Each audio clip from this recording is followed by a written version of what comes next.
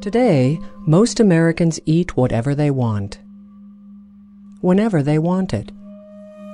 Fresh fruit in winter, frozen shrimp from China. Food is available without regard to season or place.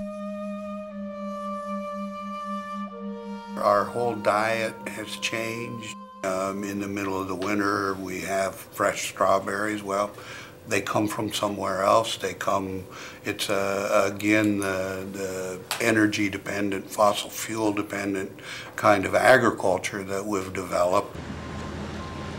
The impact of this long-distance food system can be seen at central food markets like this one in Detroit. Food arriving here often has traveled more than 2,000 miles. Today, it costs twice as much to deliver tomatoes from California than to purchase them. And globalization complicates our food supply even further.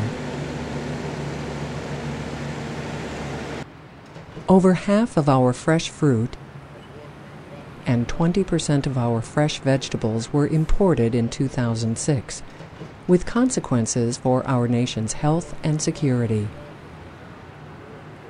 Of the 9 million food shipments imported that year, less than 0.2% were sampled for safety. But even this limited testing uncovered a disturbing reality.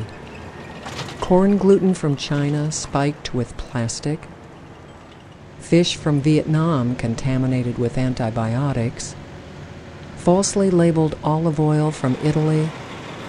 These were signs of a larger crisis, one produced by treating nature as a factory.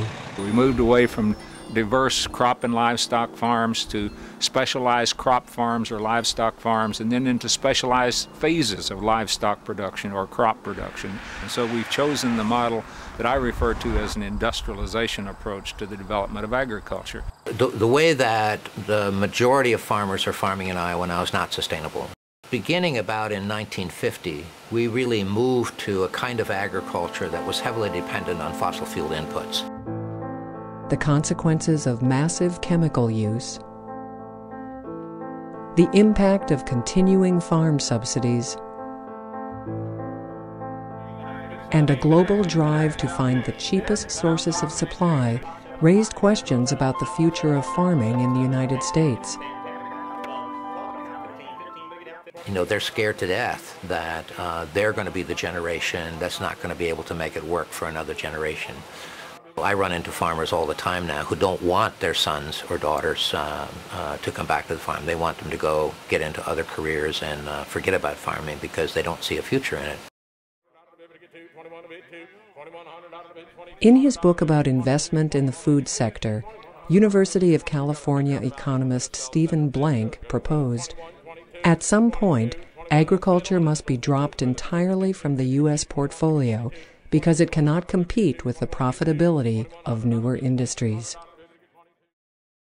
And we really do care about how our food is raised. And at some point, someone has to stand up and say, the emperor is wearing no clothes. We have to remedy this situation. This is not acceptable the way it is. And I think an increasing number of people are realizing that we need to move back in the direction now of an agriculture that's more diverse, that's more individualistic and site-specific, and that it can be sustained over generations and into the future.